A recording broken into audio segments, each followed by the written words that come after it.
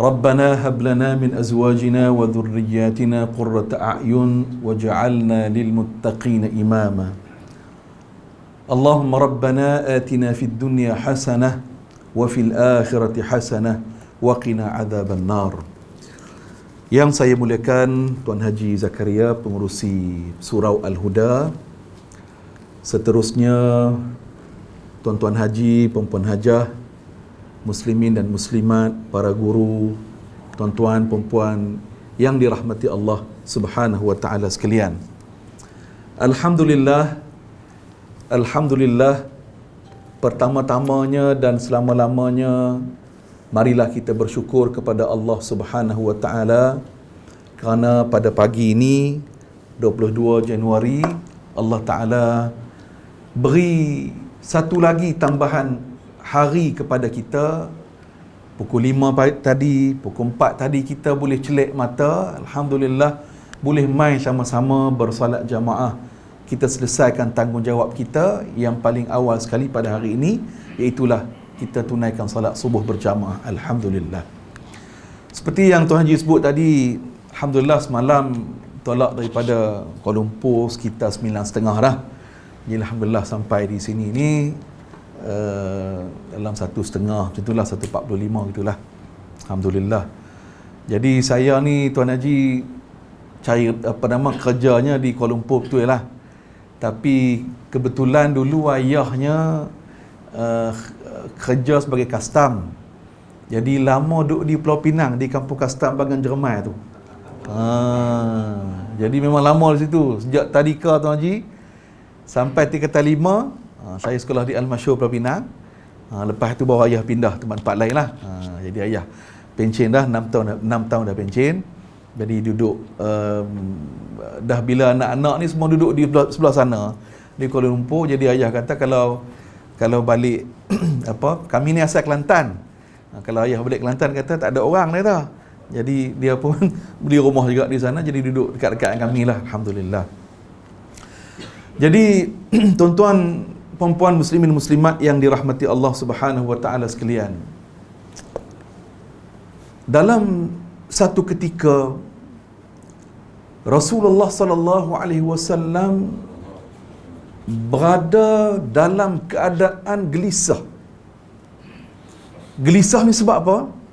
Sebabnya ialah ayat Quran tak turun daripada langit, tak turun kepada Rasulullah sallallahu alaihi wasallam sekitar 40 malam. Wahyu tak turun-turun. Jadi baginda Rasulullah sallallahu alaihi wasallam rasa gelisah, rasa duka cita, rasa bimbang, resah, fikir. Dia main macam-macam. Antara yang difikirkan oleh Rasulullah, yang Nabi fikir antaranya ialah, adakah Allah Subhanahu wa taala telah tinggalkan aku ni? Dalam keadaan Rasulullah sallallahu alaihi wasallam diancam macam-macam, khususnya di Mekah, dalam keadaan Rasulullah membawa risalah Islam, risalah tauhid, risalah iman, tiba-tiba ayat Quran wahyu tak turun. Dalam riwayat kata sampai 40 malam berturut-turut.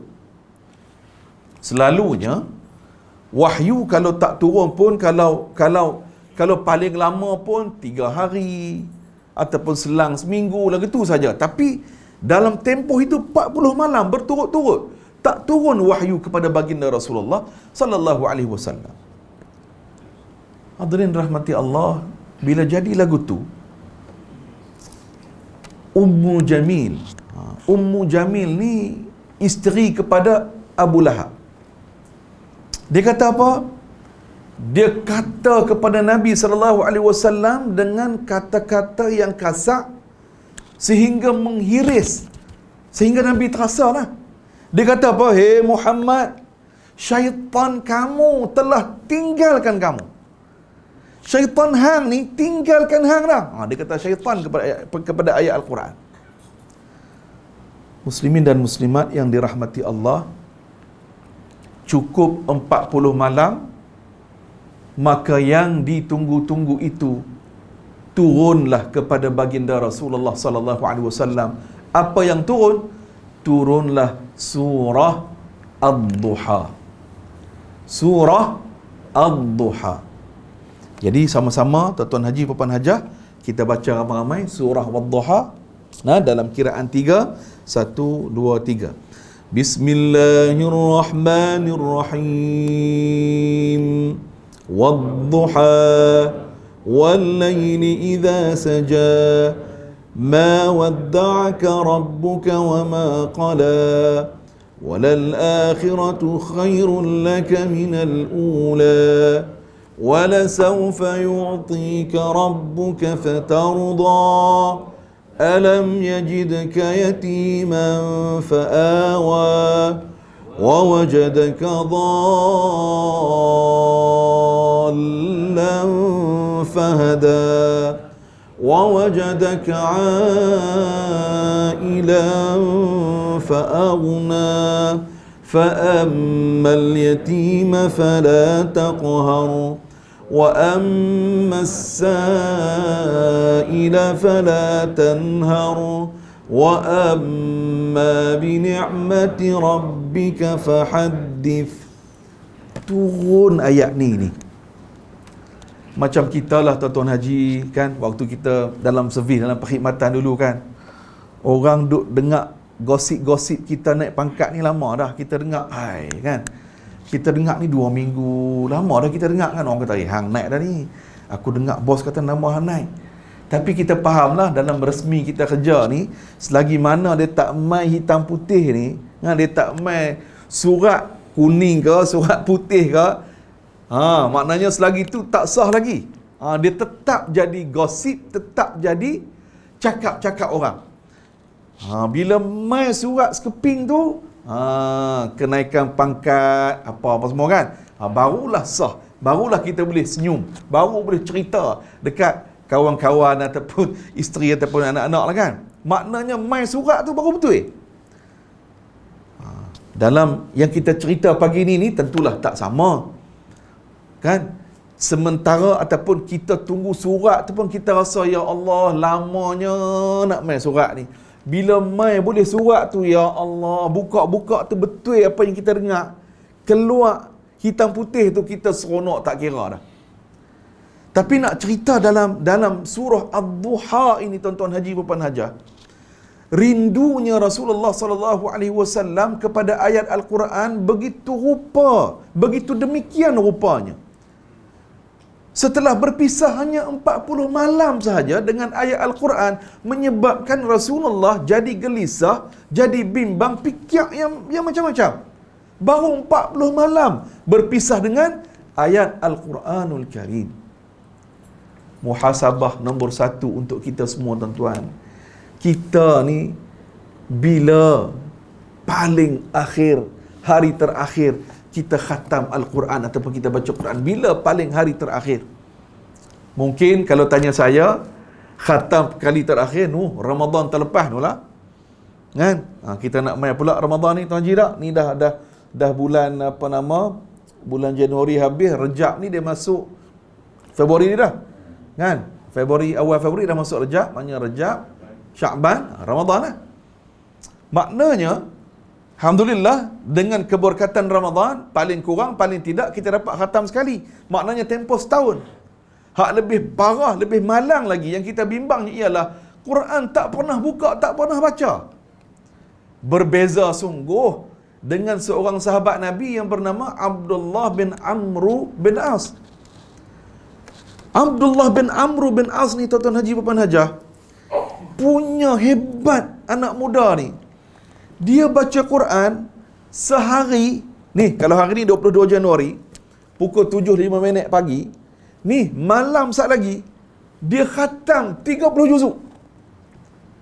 30 juzuk dia habis terus.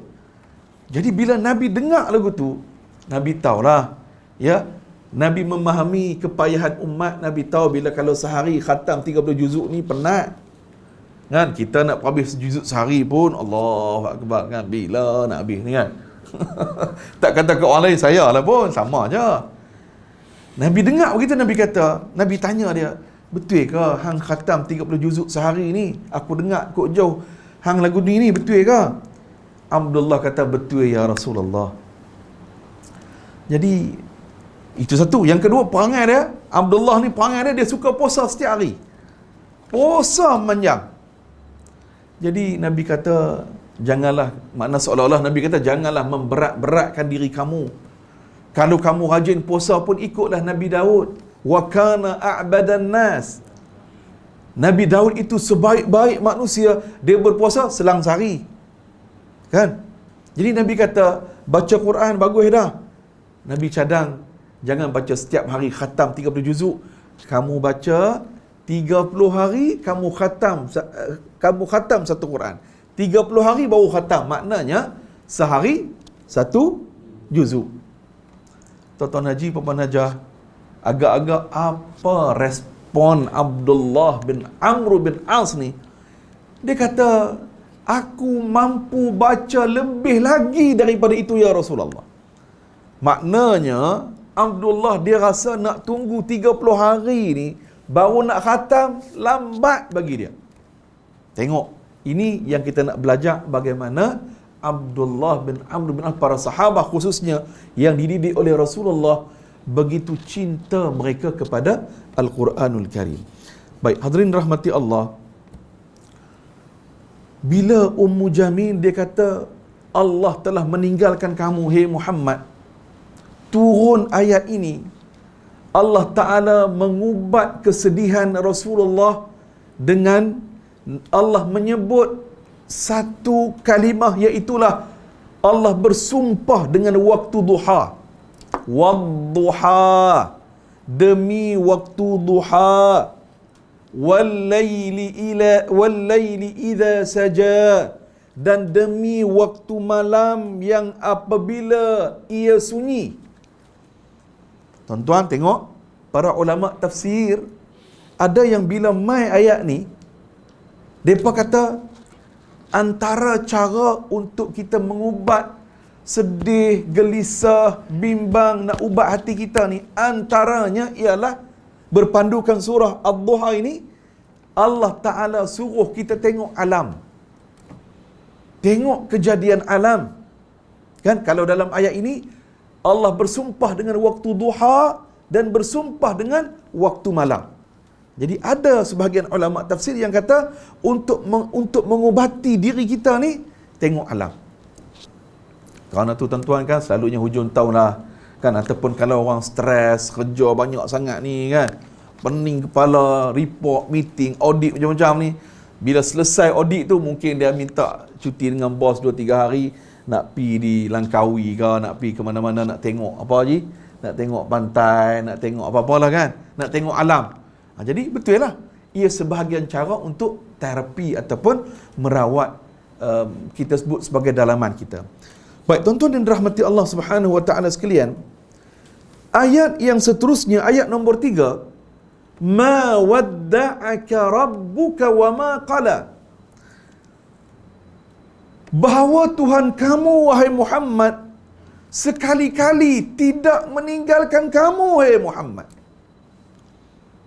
sebagaimana yang dituduh oleh Ummu Jamil dan musyrikin tadi tuan-tuan. Ayat nombor 3, Allah Ta'ala menempelak, Allah jawab dakwaan, tuhmahan yang dibuat oleh Ummu Jamil dan geng-geng dia. Maknanya dalam bahasa ayat pujuknya, Allah Ta'ala kata apa? Allah tidak tinggalkan Muhammad, Allah tidak benci Muhammad. Itu ayat nombor 3. Tuan-tuan muslimin muslimat yang dirahmati Allah Subhanahu wa taala sekalian, kerana itulah Al-Quran, 1/4 daripada ayat Al-Quran memuatkan cerita-cerita yang berlaku kepada para nabi terdahulu. Contohnya tuan-tuan, surah Ghafir ataupun surah Al-Mu'min. Surah Ghafir ni tuan-tuan, dimulakan ayat nombor 1 tu ialah Hamim. Ayat-ayat yang surah-surah yang dalam Al-Quran dimulakan dengan Hamim ada 7 semuanya, yang disebut sebagai surah Hawamim. Fussilat, Ghafir, Al-Jathiyah, Ad-Dukhan. Tak ingat. 3 lagi saya tak ingat. Maknanya ni antara surah yang dimulakan dengan huruf Hamim. Surah Hawamim diturun bila tuan-tuan? Allah Ta'ala turunkan surah Hawamim 7 ni setelah Abu Talib dan Khadijah meninggal dunia, yang disebut sebagai tahun kesedihan, Amul Huzni. Ni kedua-dua orang yang menjadi tonggak kepada dakwah Rasulullah ni, yang duk jadi sokongan kepada Nabi ni, tiba-tiba Allah Ta'ala tarik nyawa kedua orang ini, Khadijah binti Khuwailid isteri Rasulullah dan Abu Talib pak saudara Nabi ni.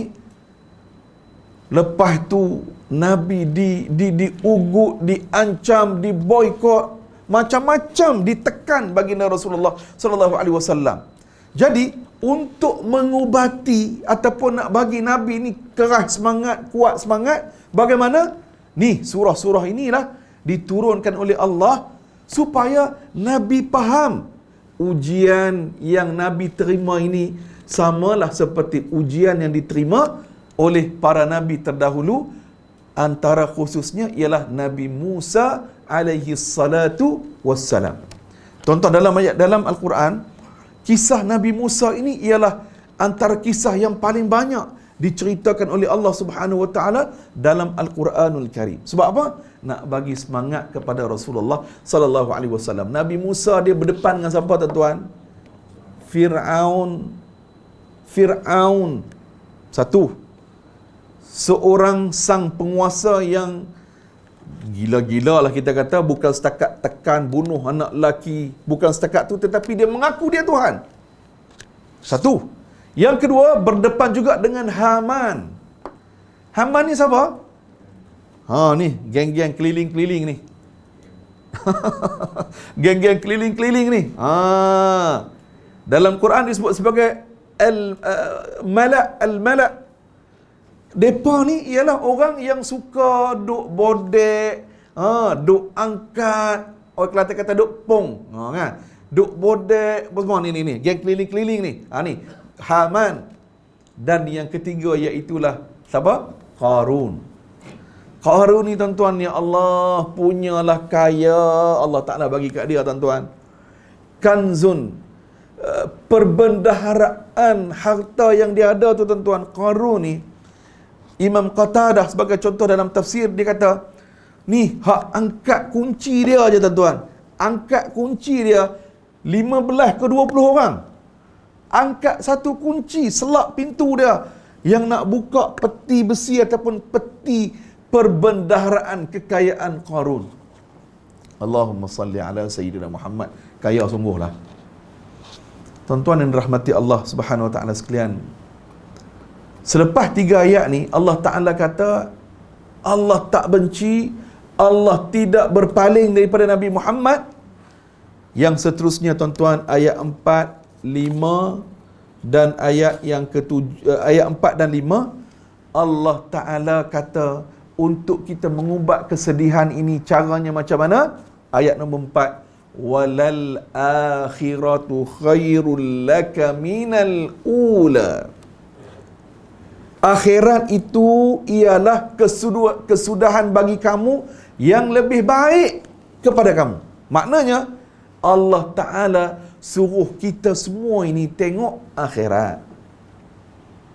Akhirat itulah tempat kesudahan yang maha adil, yang kita semua nak tuju di tempat itu. Maka di situlah puncak kebahagiaan bagi orang yang beriman. Tuan-tuan, kerana itu tuan-tuan, kita tengok orang yang menjadikan akhirat sebagai motivasi kepada diri kita. Segala ujian yang Allah Ta'ala bagi kepada kita ni tuan-tuan, atas dunia ni, kita laluinya dengan tabah, dengan sabar, dengan redha, dengan tawakal. Kita sentiasa bersangka baik dengan Allah. Tuan-tuan, bila sebut bab ujian ni tuan-tuan, saya percaya kalaulah kita tanya seorang-seorang, tanya Tuan Haji Zakaria, tanya Tuan Haji kita yang keliling, tanya seorang-seorang kan, kita masing-masing ada skrip ujian masing-masing. Jalan cerita hidup kita ni ada masing-masing. Ada Allah Ta'ala uji kita. Ada kalanya Allah tak uji kita, Allah uji isteri kita. Ada kalanya Allah Ta'ala tak uji isteri dan kita, Allah uji anak-anak kita pula. Ada kalanya Allah Ta'ala tak uji kita sekeluarga, Allah uji ibu dan ayah kita pula. Ada kalanya kita sekeluarga tak diuji, Allah uji adik-beradik kita pula. Maknanya kita semua ni masing-masing lah ada ujian dan jalan cerita masing-masing. Tuan-tuan, dalam surah Al-Baqarah ayat 155, Allah Ta'ala kata apa? وَلَنَبْلُوَنَّكُمْ بِشَيْءٍ مِنَ الْخَوْفِ وَالْجُوعِ وَنَقْصٍ مِنَ الْأَمْوَالِ وَالْأَنْفُسِ وَالثَّمَرَاتِ. Allah Ta'ala kata pasti, yakni pasti, confirm, kami akan uji hampa semua. Kami akan uji kalian semua. Dengan apa? Sedikit ketakutan. Takut ni macam-macam lah. Kan? Takut macam-macam. Ada sahabat saya, tuan-tuan, dia pergi satu hospital. Kebetulan dia ada masalah sakit sikit lah. Jadi dia pergi satu hospital ni, Tuan Haji, tiba-tiba doktor di hospital ni, setelah dia buat ujian lah, secara verbal, dia kata kawan kami ni kena kanser. Tuan-tuan, kita ni bila dengar saja perkataan tu, tuan-tuan, Allahu Akbar, ya, tak tahulah kan bagaimana keadaan kita nak berdepan. Yang kita tahu penyakit kanser ni ialah satu ujian yang sangat berat. Jadi kawan kami ni, tuan-tuan, dia hilang arah berapa bulan, 2-3 bulan dia jadi jam, kan? Dia tak boleh nak terima dan dia jadi bimbang. Sebab ialah, ya, kita tahulah realitinya tu. Tapi tuan-tuan, bila dia buat pandangan yang kedua, kita kata apa, cross check ke apa kan, dia pergi ke hospital yang lain pula, dibuat ujian darah dan sebagainya. Akhirnya doktor yang kedua di hospital kerajaan ni sahkan tak ada kanser pun. Allah, bila hospital yang kedua ni buat ujian dan buat pengesahan begitu, dia kata dia berasa lapang jiwa ni, lapang dada ni tak ada dah. Lapang sungguh-sungguh. Kerana apa? Kerana tadilah. Jadi, kerana itu, kalau kita tengok para Nabi dan para Rasul, tuan-tuan, contohnya Nabi Ayyub alaihi salatu wassalam. Nabi Ayyub, Allah Ta'ala uji baginda, sakit kulit ataupun sakit yang kena pada kulit baginda ni, dalam Quran kata sampai melemahkan seluruh fizikal baginda. Sampai lemah seluruh fizikal baginda. Ada pandangan dalam tafsir kata Nabi Ayyub diuji sakit tu 3 tahun. Yang paling tinggi ulama tafsir kata, ada kata sampai 13 hingga 15 tahun sakit baginda Nabi Ayyub alaihi salatu wassalam. Tuan-tuan, itu antara contoh yang Al-Quran sebut dalam Al-Quran, Allah Ta'ala sebut dalam Al-Quran, rakamkan dalam Al-Quran sebagai apa? Sebagai kekuatan kepada kita semua. Kerana tu, tuan-tuan, dalam satu riwayat Nabi cerita di akhirat nanti, ataupun Nabi cerita ada seorang hamba Allah ini, akhirat nanti Allah diangkat orang ini, kemudian orang ni atas dunia dia kena ujian yang sangat berat, ujian sungguh-sungguh, satu lepas satu. Diangkat orang ini, celup sat dalam syurga, angkat balik, kemudian ditanya kepada hamba Allah ni, hang dulu atas dunia kena uji satu kena uji, hang penat ke tidak atas dunia kena uji dulu? Tuan-tuan, orang ini dia jawab apa? Wahai Allah, aku dah lupa dah, penat aku atas dunia dulu kena uji, aku lupa, aku tak ingat dah. Sebab apa?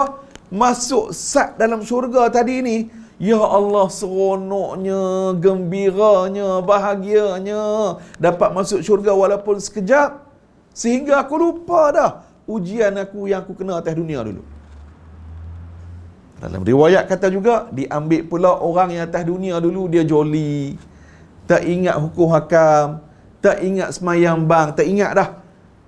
Ambil orang ini, celup sat dalam neraka, angkat balik, tanya dia balik. Hang dulu atas dunia, seronok bukan main, oh. Seronok ke tak atas dunia dulu? Ditanya soalan ini kepada orang ini. Orang ini kata, wahai Allah, aku dah lupa dah keseronokan aku atas dunia dulu. Sebab masuk dalam neraka walaupun sat tadi ni, azabnya, sengsaranya, seksanya masuk dalam neraka. Jadi tuan-tuan yang dirahmati Allah, kerana itulah dalam hidup kita ni ada satu benda, iaitulah mujahadah. Mujahadah. Tuan-tuan, kerana itu tuan-tuan, bila sebut bab mujahadah ni, ada orang, ya, kalau program daki bukit ke, naik basikal ke, berimpun pukul 5 pagi. Checkpoint dia Jambatan Pulau Pinang. Sampai. Alhamdulillah sampai. Tapi masjid surau lah ni subuh lewat dah. 6.20 dekat 6.30. Kan? Tak sampai. Kan?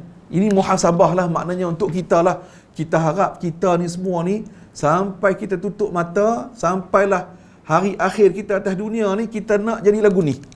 Orang yang sentiasa memakmurkan rumah Allah.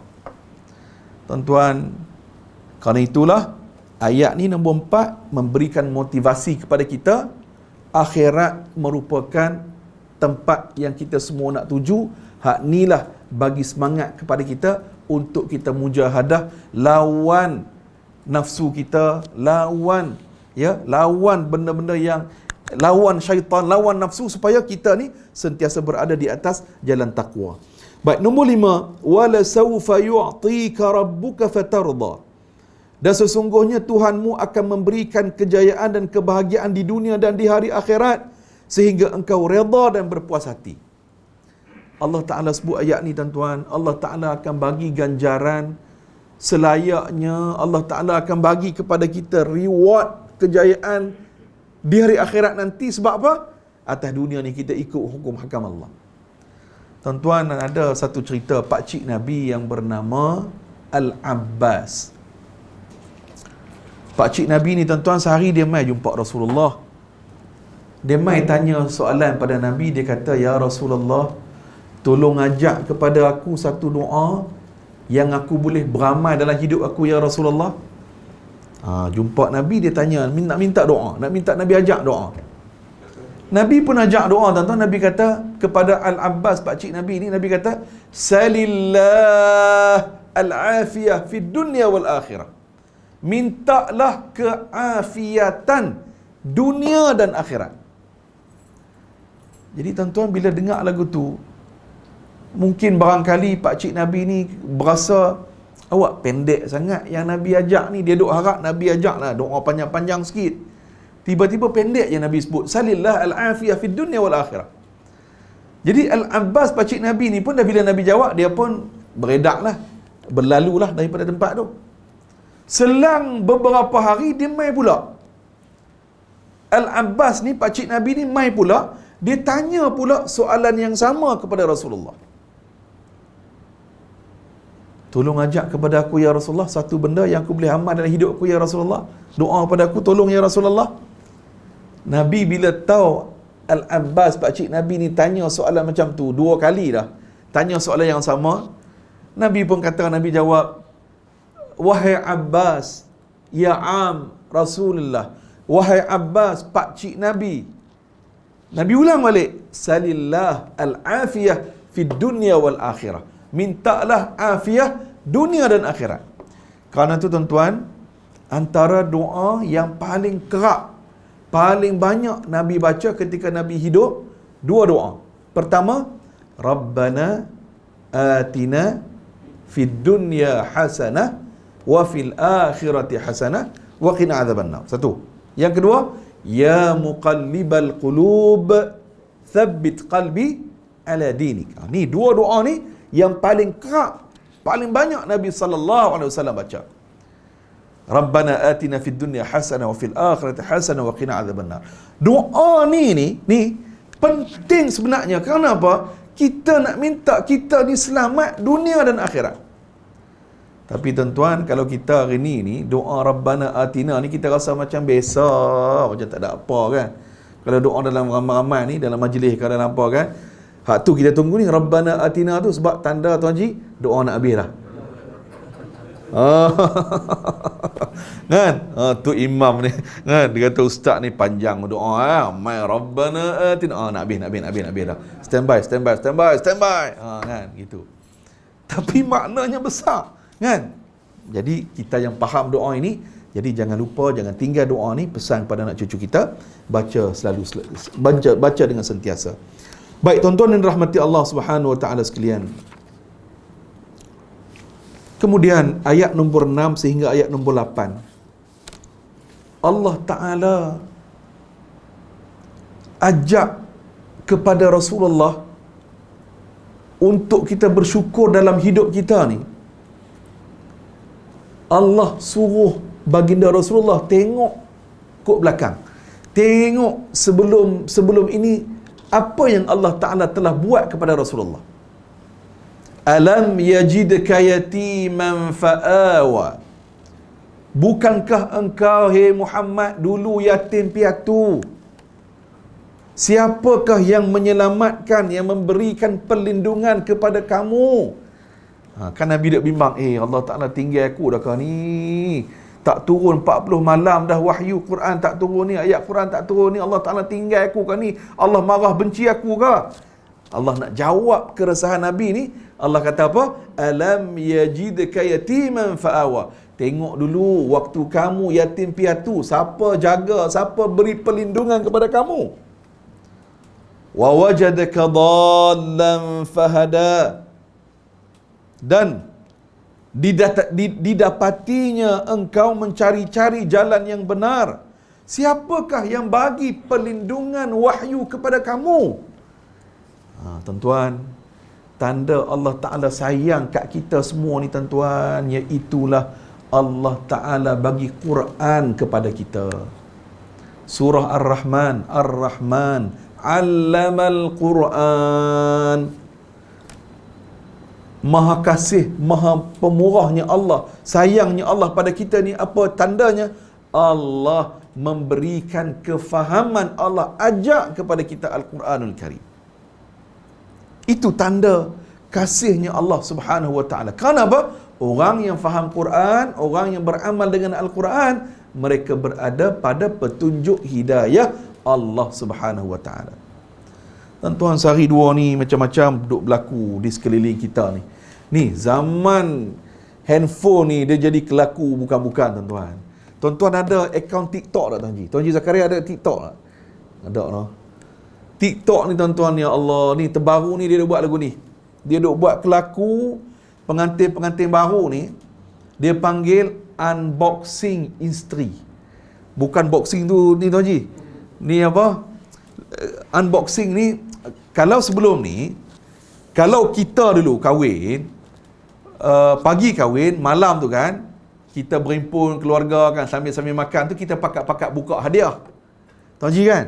Buka kotak hadiah apa semua kan, adalah bagi macam-macam lah, microwave lah kan, kipas angin lah kan. Kita buka hadiah je depan ramai-ramai.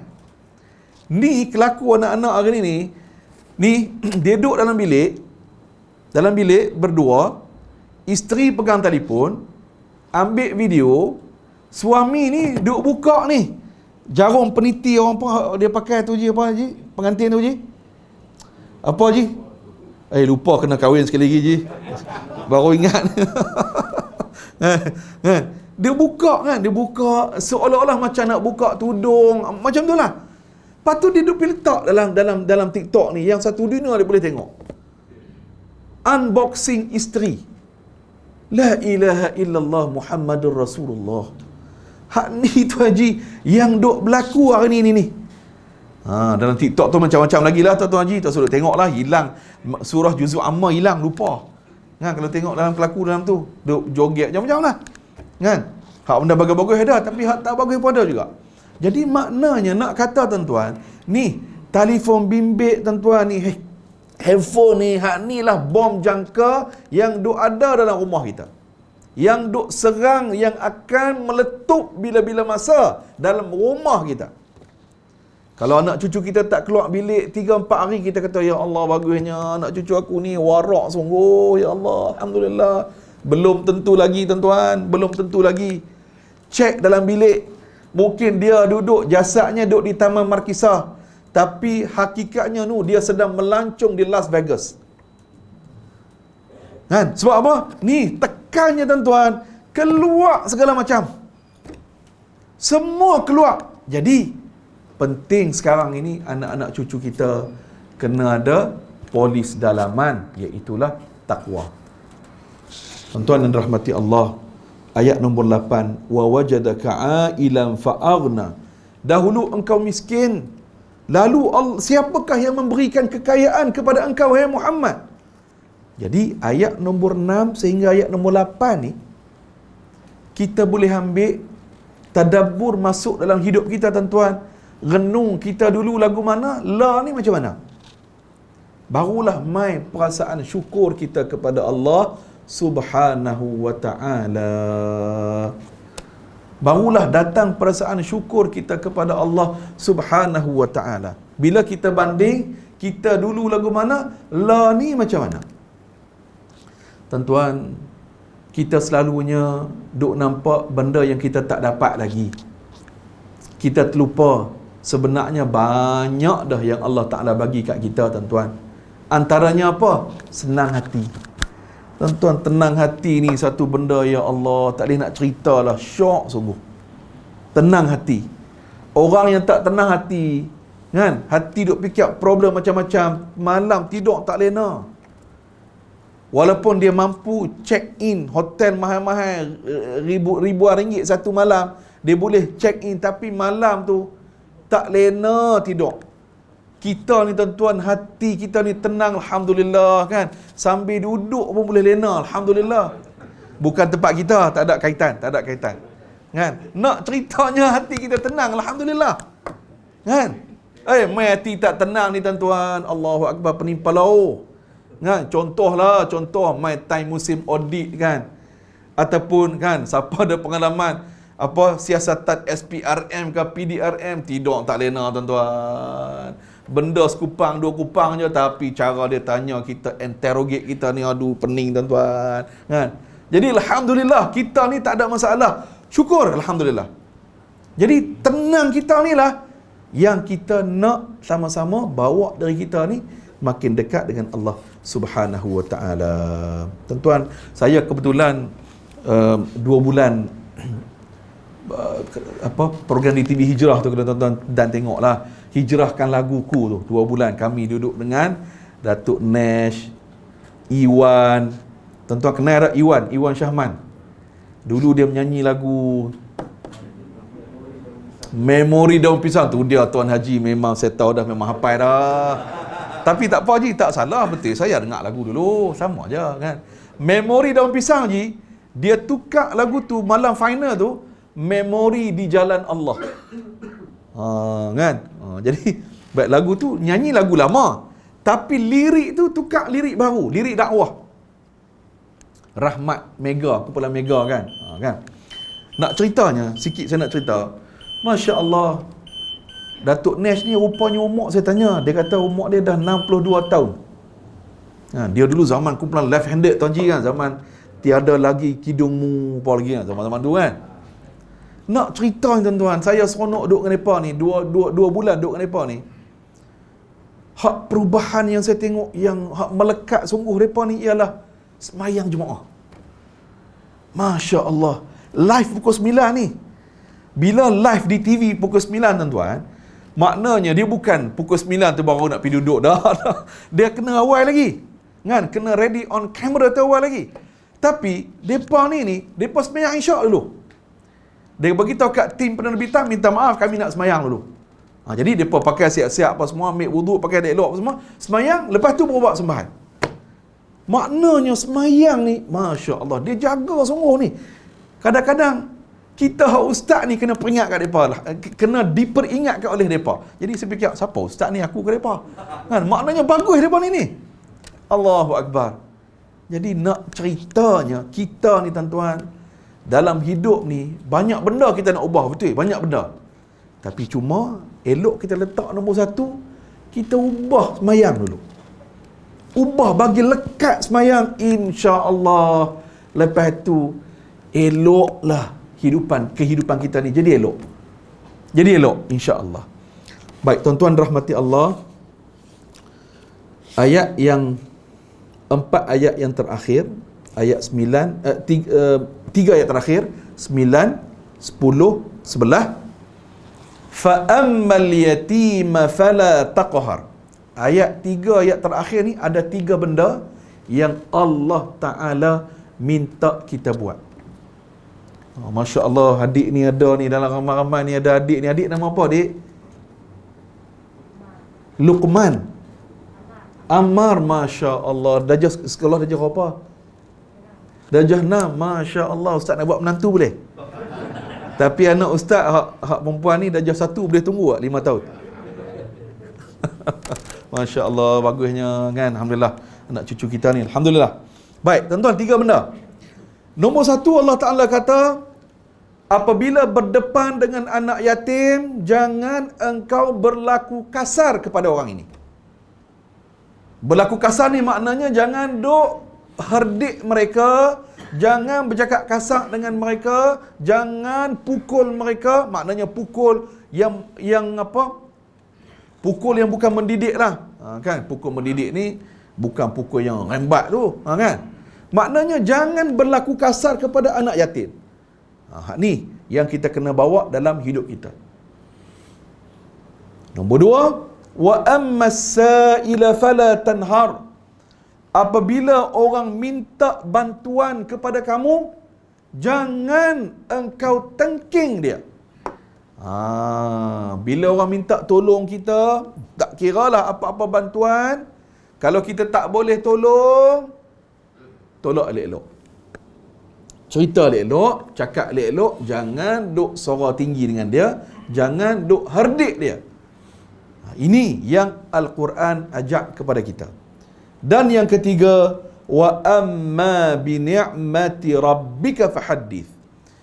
Dan nikmat Tuhanmu, maka hendaklah engkau sebut-sebutkan dengan cara bersyukur kepada Allah Subhanahu wa ta'ala.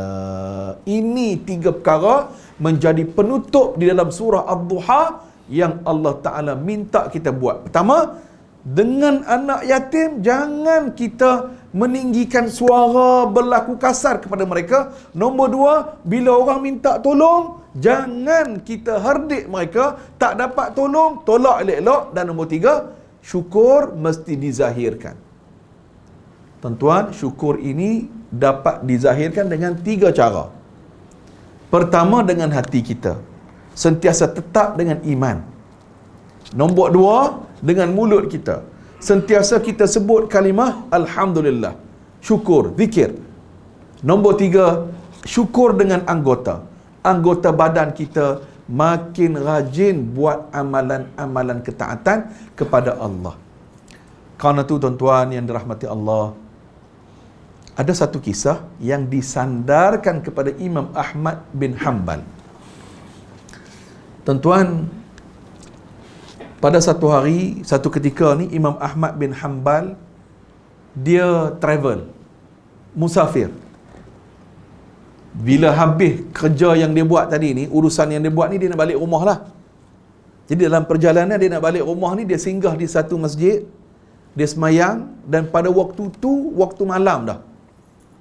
Dan umur dia pada waktu tu, umur yang sudah tua lah, yang sudah lanjut usia. Dan pada waktu tu, malam tu pula sejuk.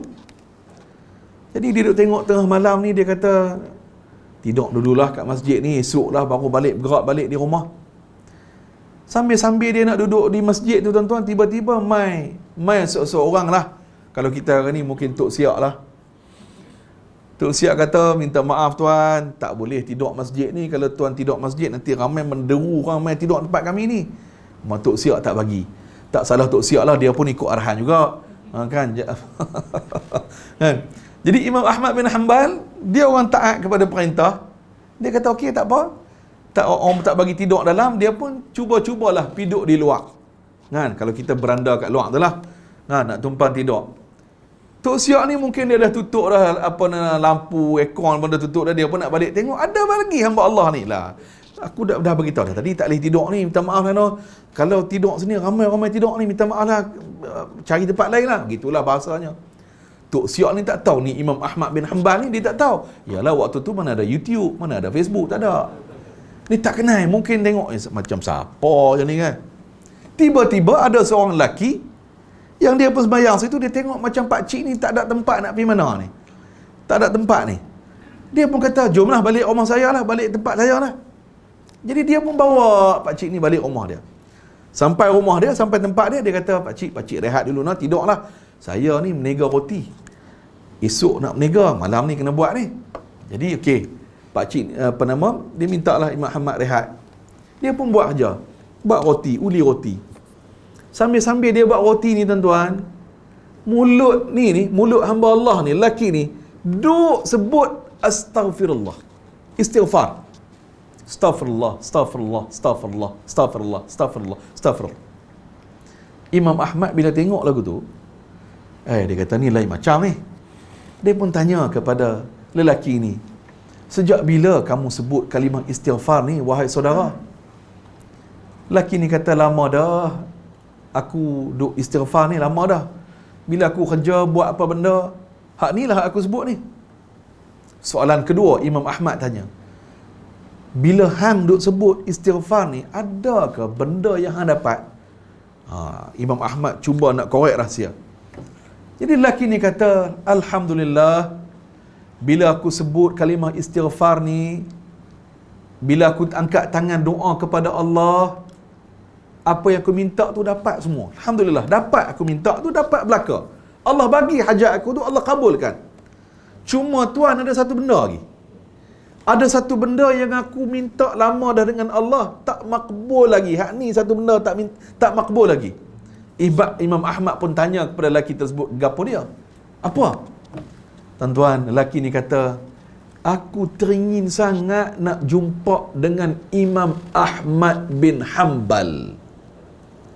Tuan-tuan, ni hak yang dia jemput, dia pegang tangan, pimpin tangan di masjid tadi ni, orang tua yang dia pegang tangan bawa balik rumah dia ni, itulah Imam Ahmad bin Hanbal yang dia tak tahu. Jadi Imam Ahmad bin Hanbal pun jawab, sesungguhnya Allah Ta'ala telah memakbulkan doa kamu. Jadi tuan-tuan, apa pelajarannya? Marilah kita sentiasa perbanyakkan sebut istighfar. Nombor satu, mudah-mudahan Allah ampunkan kita. Yang kedua, mudah-mudahan Allah tutup keaiban kita. Dan yang ketiga, mudah-mudahan Allah memakbulkan segala hajat, segala doa, segala hajat yang kita minta kepada Allah Subhanahu Wa Taala.